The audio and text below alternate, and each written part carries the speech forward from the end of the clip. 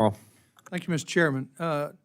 Secretary Yellen, on March the 6th, 2024, the House Judicial Committee released a report detailing the Financial Crime Enforcement Network, FinCEN, partnership with the FBI to gain access to consumers' information from major banks posted January 6, 2021. As a way of tracking and targeting individuals, it assumes could be domestic terrorists based on certain financial transactions they made, such as Dick's Sporting Goods or mobile payments that use keywords like MAGA. Are you familiar with this report? I am familiar with the issue that you're just. What actions are you taking to ensure that this FinCEN is not targeting conservative Americans for their constitutional rights or political beliefs?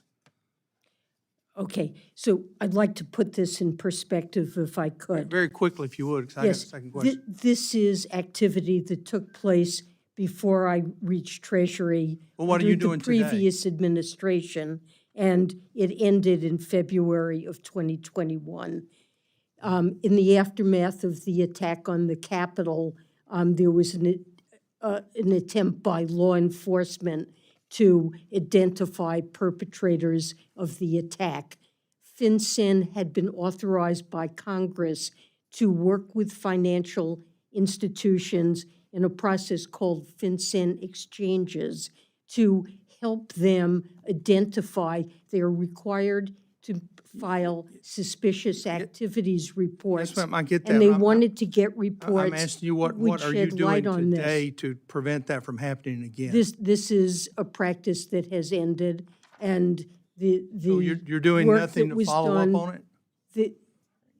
There was no requirement for any bank to do anything.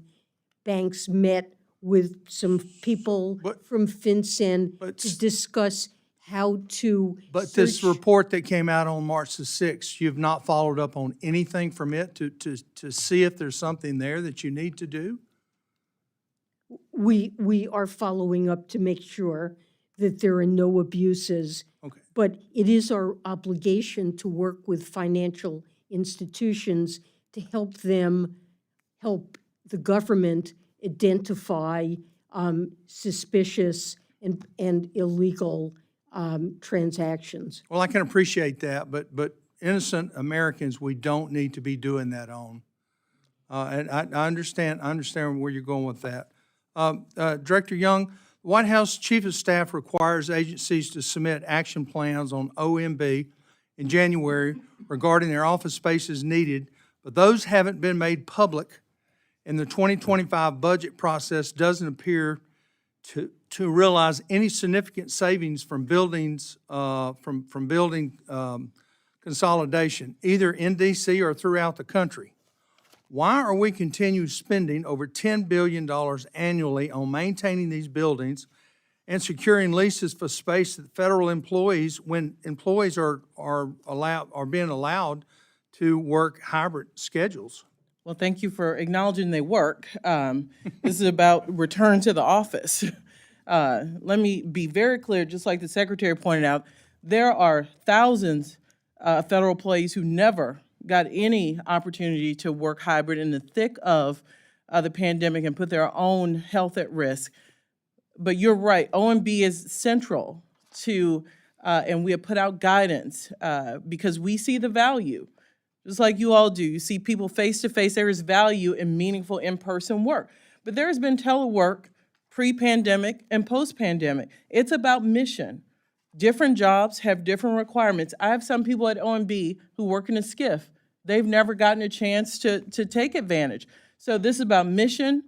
We think meaningful in-person presence, even for people who have office jobs that don't necessarily have to come into the office, like for SCIFs. So we are working, and we are seeing improvements there. But I'm running out of time here. My question is the $10 billion annually we're paying. We see no reductions with this staff, this group not coming back. With that said, will you commit that the OMB will lead this effort so we can consolidate under utilizing office space? Mr. Carl, you, the chairman, Mr. Hoyer, I think we all have an interest, and I've talked to the chairman a lot about this, and she's doing something about space utilization, which frankly was a problem when I worked on this subcommittee more than 10 years ago, and we need the tools to make sure GSA can consolidate and manage as the manager of the federal portfolio. There are lots of challenges here pre-pandemic that remain, and I'm committed to working with you and anyone else who's interested. Thank you. Because we need the tools to fix it. Mr. Bishop.